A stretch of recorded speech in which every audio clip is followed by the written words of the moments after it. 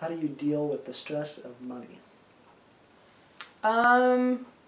Again, I just try to stay really positive about it, because, you and I will get stressed about it sometimes, and I just try to be proactive in learning about financing. I'm about learning, like, I have a credit card right now to build credit, and I treat it like a debit card mostly, and then I pay it off at the end of the month to just build up credit.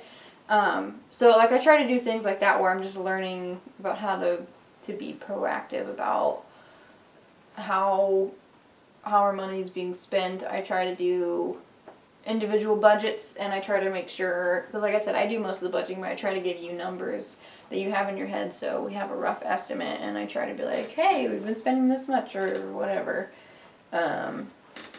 Yeah, just being positive and being proactive about learning as much as I can, because I feel like the less knowledge I have about money, the harder it is going to be to cope with it. And I try not to be like, we're broke, poor college kids or something like that. Like, I don't think that way. I think, well, because I'm not in college, but I think more of in like, we're just human beings trying to figure this out, and not everyone has it figured out. This is how much we have figured out so far, and I'm sticking with it. So, yeah. Positivity and proactivity. If you could do anything, what would it be? If I could do anything, it would definitely be to travel for a good chunk of time. I have a big itch to travel right now. I haven't been able to travel a whole lot because we haven't really had the funds for it. But we're going to travel here soon, I think. Yeah. I just really want to go see the world and not just see my apartment all the time.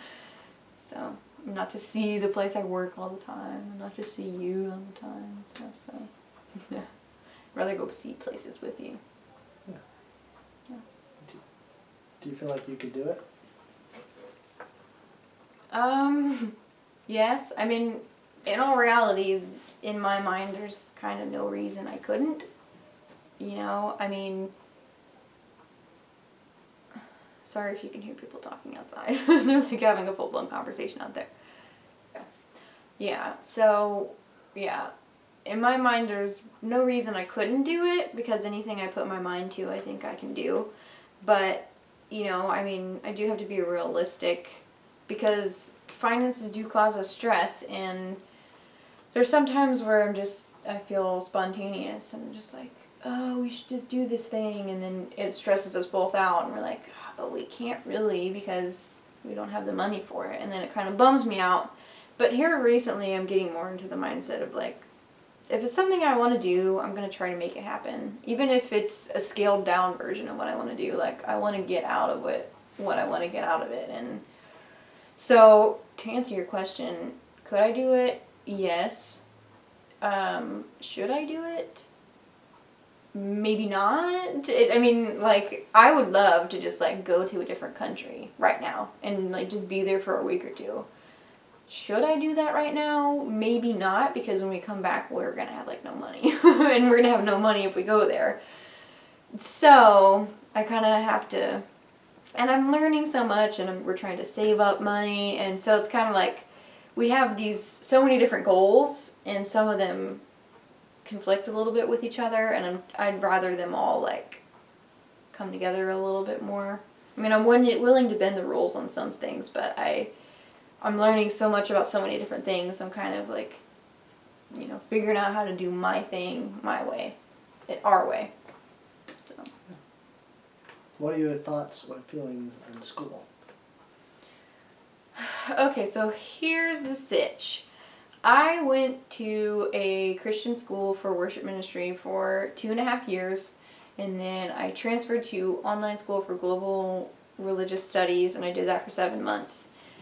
And I kind of just hit a wall where I wasn't getting out of school what I wanted to, and I didn't agree with some of the teaching methods. I didn't agree with the person it was trying to make me become.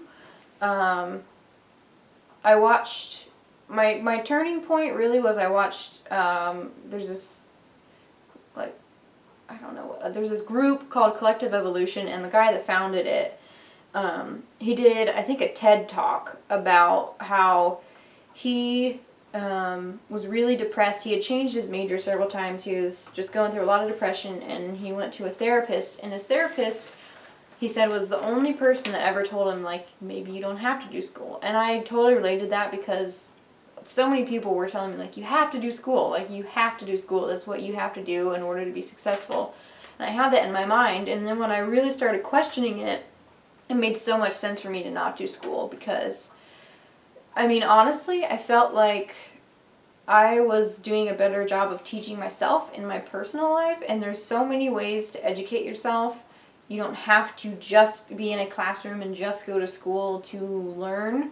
There's so many ways to learn, and especially for me, I knew I wanted to start my own thing. I didn't know exactly what at that time, but me going to school was just adding more and more time wasted. I was waiting. I kept telling myself I was going to wait till I got a degree. I was going to wait until I had experience, wait till I did internships. And that, I mean, I would still be, yeah, I wouldn't even be out of school right now, and I can't comprehend that. I've grown so much in the past year and gotten so many different ideas, and they're baby ideas. I mean, they're growing, but if I was in school, I just got miserable, and I would have continued being miserable. I would have hated it. It was not what I wanted to do. It would have counteracted what I wanted to pursue, and it was. So, you know, I guess you could say I quit, but I don't feel like my time was totally wasted. I wish I would have spent it other ways. And because I just love learning, so personally I think school didn't necessarily support the way I wanted to learn. I was good at those methods of learning, but I wanted a more holistic approach to learning, and it's so freaking expensive. And there are even like courses you can take online for free. There are websites that have free courses for all kinds of material. So, yeah. Those are kind of my thoughts on school. Cool if you want to do it.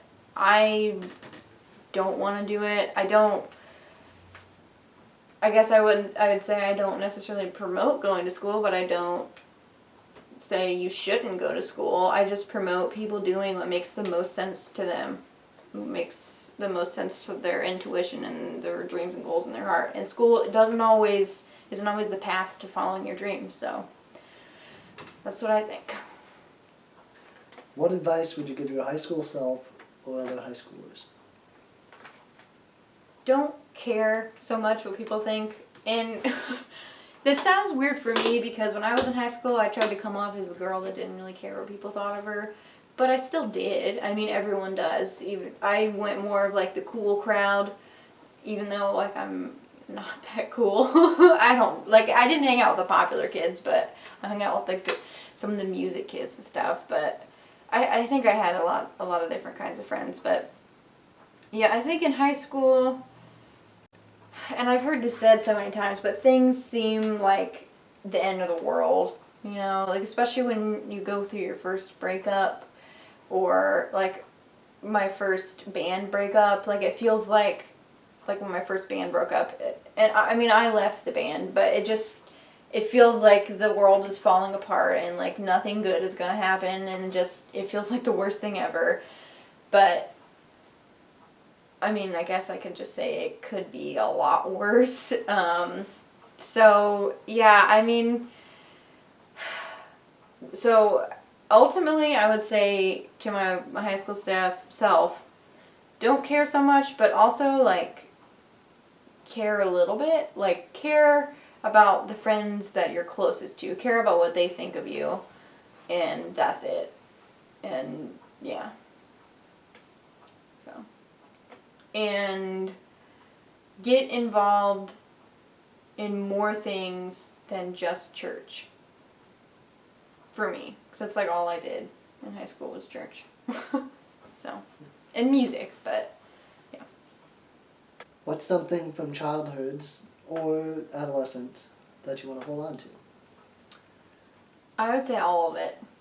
I just want to be a kid forever. I don't think you should ever grow up. So definitely like the whimsical, I don't know, kids are just so interesting. Like they just say the craziest stuff. And when you think about it, you're like, why would someone say that? And it's just because they don't care. They just are so in love with the goodness of life, and that's just what I want to take with me. And adolescence, there's a lot of angst, but that angst reminds me to like work through things. I mean, I don't want to bring about angst in my life, but when I'm confused and things don't make sense and I'm angry and I'm hurt and I'm upset, it makes me step back and be like, well, why am I hurt? Why am I upset? And then it makes me get an even bigger picture of like, well, it could be because of these things. It could be because of these things. It's definitely about these things, and how can I go forward from here? So I would take the whimsical carelessness and spontaneity of childhood and the angst of adolescence a little bit. I don't, like I said, I don't invite the angst of teenager years, but I'm okay with it. What's the worst advice you've been given?